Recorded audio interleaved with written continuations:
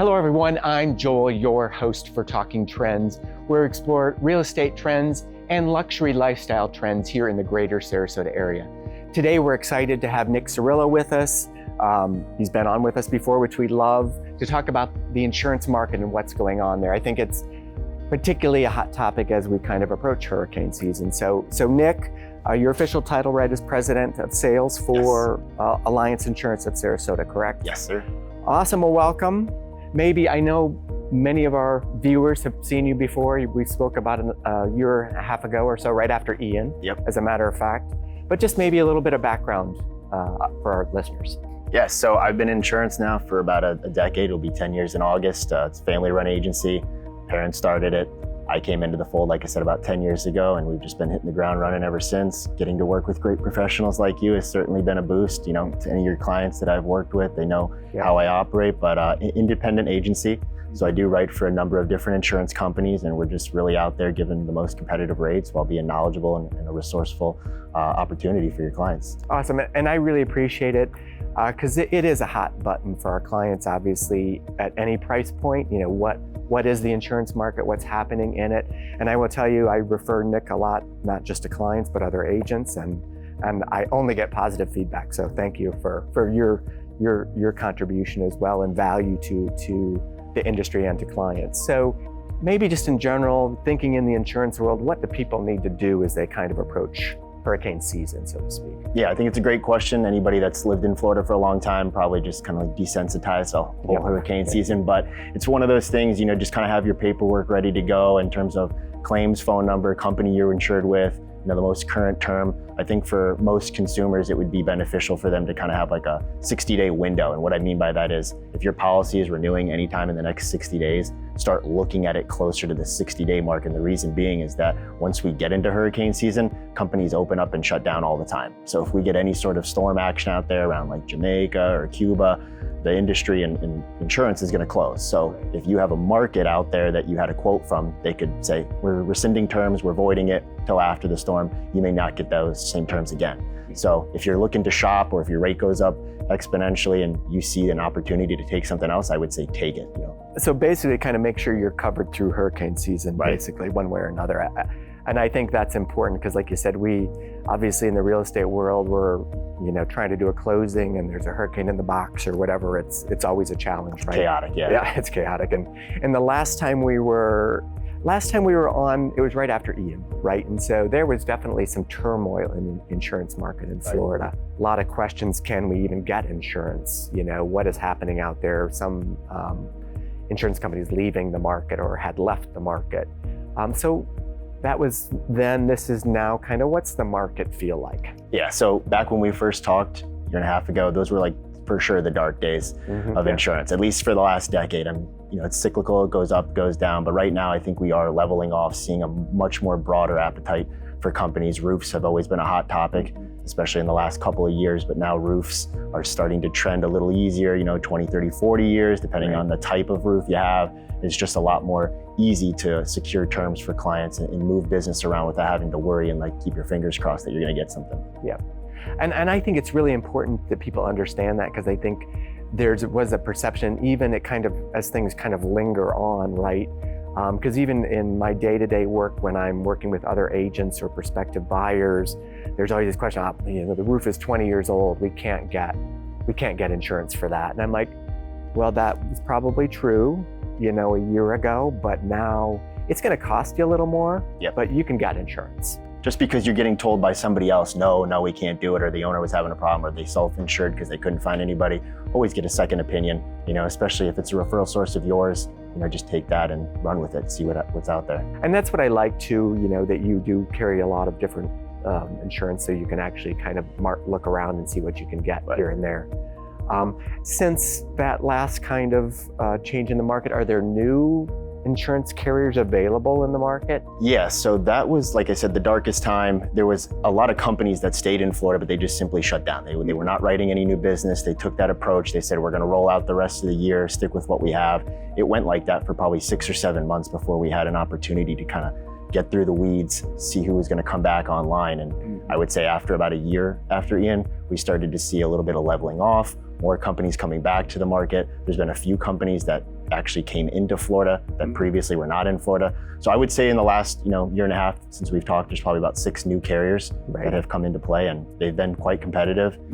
It's been a really good time for consumers to move around the business because just even a year ago, they were seeing rates 50, 60, 70% higher in 1 year and didn't have an option to go elsewhere. So it was kind of just, you had to take it, or else, some clients that owned the house outright, they could self-insure. But if they were selling a home, most people are looking to insure their biggest asset. It's definitely an easier time. We have seen rates level off. We've seen competition kind of build up, and that's the sentiment that we're hearing for the rest of the year. There's gonna be a few more companies coming into play as well.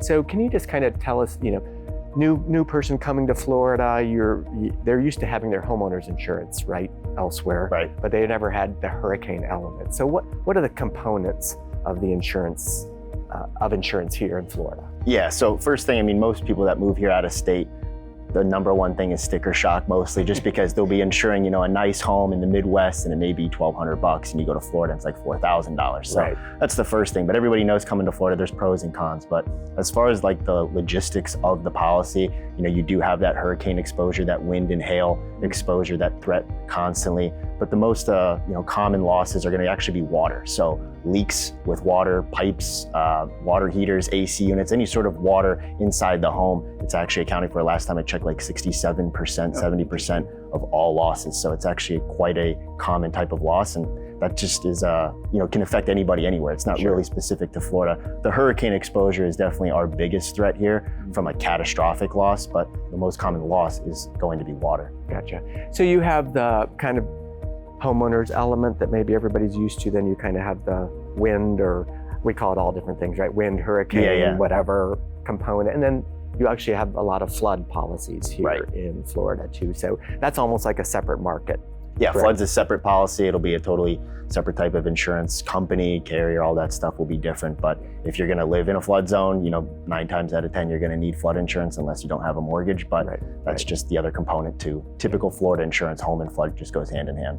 Let's look at how you get the best rates for insurance. So what things can you do proactively with your property to get the best rates? Yeah, so like let's say you're a new customer coming to me and you're buying not a newer home. We'll say it's over 24 years old. Anything older than that, I would recommend getting a 4-point inspection and a wind mitigation report. Those are just the 2 most common inspections from an insurance perspective that we're looking at to determine, what kind of updates this house has, what kind of discounts does the house have. If they don't have, let's say, like the most up to code or up to date roof, that's going to be the first one that I would point out and say, hey, your roof's on like the last 2 or 3 years. You get a new roof, I'll quote it this way so you can kind of see the difference. Maybe you'll, after you buy the house, you can go ahead and start looking at roofing options. Outside of that, just keeping like your appliances, 15 years and newer is a pretty good rule of thumb, but some companies for like water heaters, they'll take them up to 20 years. So just regular house maintenance, you don't want to let things go and become a problem. Just typical home ownership. I've never seen the market really take such a strict approach. They're looking at all aspects, exterior, interior, how things are, handled and managed. Yeah, exactly. Interesting. And so, rough estimate. So let's say you buy a home that's 25, 30 years old and it has windows from 25 or 30 years ago. What about window protection or changing the windows? Yeah, so that's one, it's a big expense to change out windows. So if you don't want to do that, you can also just do like a hurricane shutter or some sort of panel. They make mesh or a cloth type of material that goes over the window. So there's different alternatives, but that's a big discount. It's called opening protection. Your house is completely protected in terms of like missiles being thrown from wind, debris into windows. So if you have that in your garage door, that's usually the one that we see lagging on reports, is like all the windows get replaced, but the garage door wasn't impact braced, or it had windows at the top which aren't impact glass, so it kind of defaults them into the no for the credit. So windows is a big one. Companies will say if you have opening protection, we'll give you a 20% credit on the whole policy. Sometimes it's like 10. It just varies. Exactly. But it's definitely a bigger credit. And I think, again, just kind of looking at the market and real estate market, and I always look at the angle, right? So, certainly buyers want those things, but realize, if you do change things out, you're going to get some of that paid for, right? Yeah. If you put new windows in or get protection, or you change your roof, you're going to get some good discounts on your insurance. So it's going to pay back. Yeah, over exactly. time. So some things don't really necessarily give you a discount, but what it will do is open you up for other markets. So company guidelines will dictate if, let's say you had a 16-year-old water heater and I said, hey, if you replace this and spent the $1,200 to get a new one, I could write you at this company and you'll save $2,000. So you get paid back right away. It's a no-brainer. Yeah. Sometimes it takes that first year to kind of get your money back and then you start saving. Yeah. But it's a no-brainer at that point, which to your point earlier, like we have so many markets, I'll give you a couple different options to just let you know what you're looking at.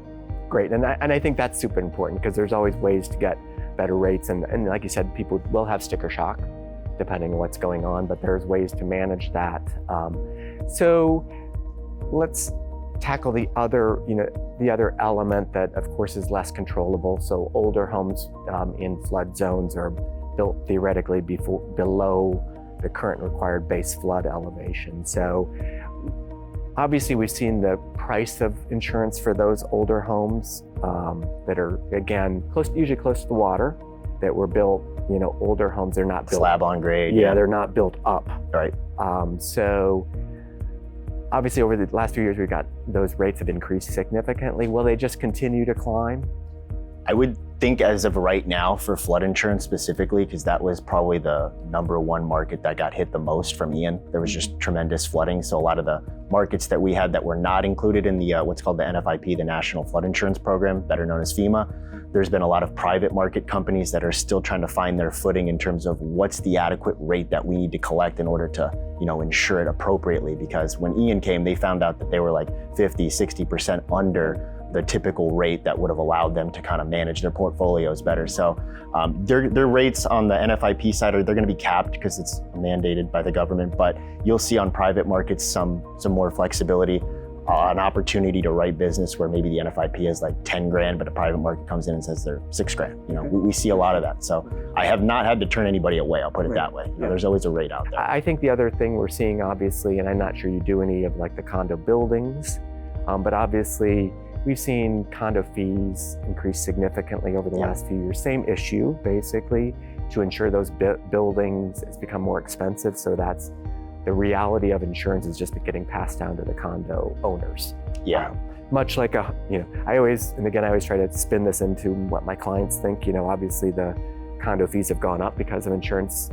Insurance has gone up for homeowners. It's kind of the same equation. Yeah, you can't really avoid it. You're not going to get away from it on the condo side. So the commercial policy that insures like the whole building, even though you're responsible for the interior, when that agent gets the renewal and it goes up 50%, just like your homeowners, they're going to have to look at increasing your dues to pay for that difference unless they can find a better option in the market. So we're seeing it in all areas, all ways. But I will say, just on that note, that rates are leveling off and we're starting to see a more like just competitive space, which is good. It's bringing some life back to the market where you don't have to be so, hey, you got to stay where you're at. Disgruntled client, you don't have anything to offer them. That was probably the toughest part of the job, because being independent in insurance allows you usually to go ahead and offer 3, 4, 5 different options. So when you didn't have that opportunity, it just really put a damper on everybody, including myself. So it's been fun. And I think that's, again, what's critical is, you go get a quote for something. I mean, that's just a quote based on those factors. I mean, you can tailor that too, right? Yeah. You can increase your deductible.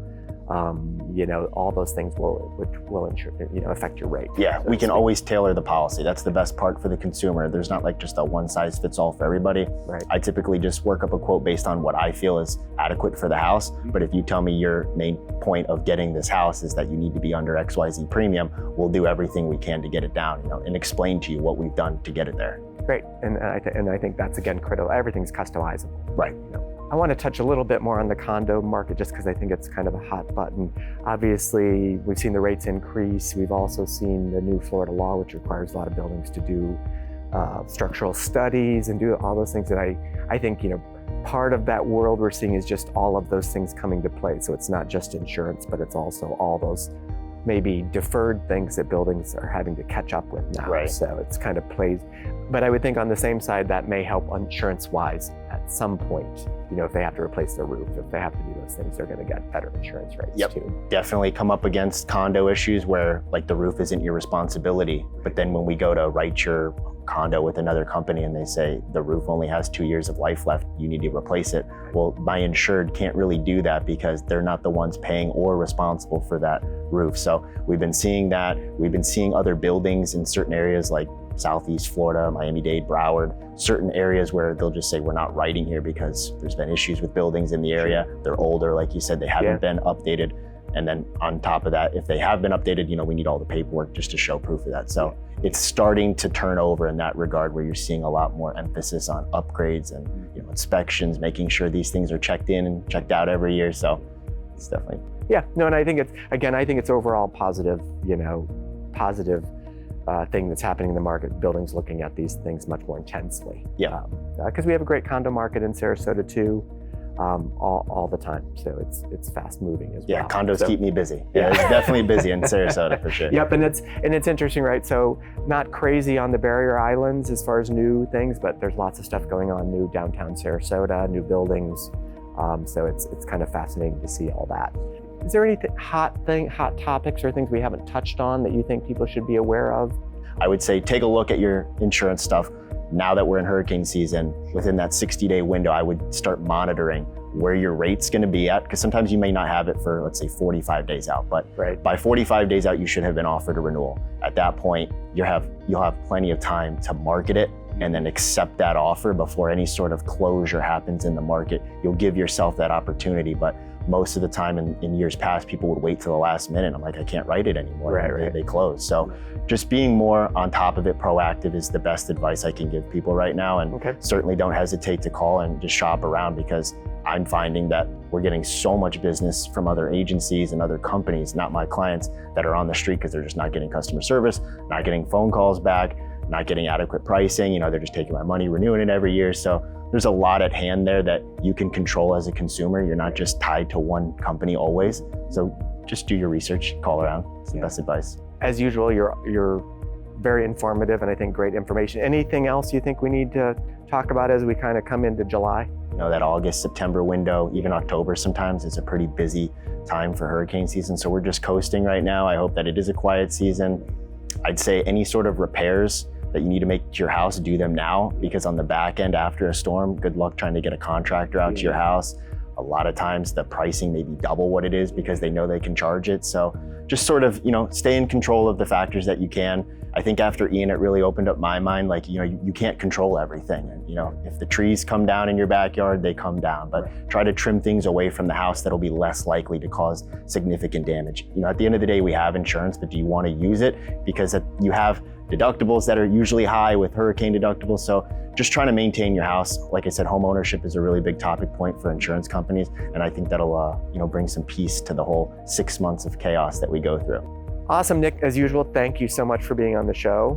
Your wealth of information. And obviously, we will provide Nick's contact information as we close this segment. So you have his contact. Again, a great resource for all things insurance. And I would recommend just to contact him with questions, get a quote, see what's happening. Yeah, I appreciate it, Joel. Well, awesome. Thank you for joining us for another segment of Talking Trends. Till next time.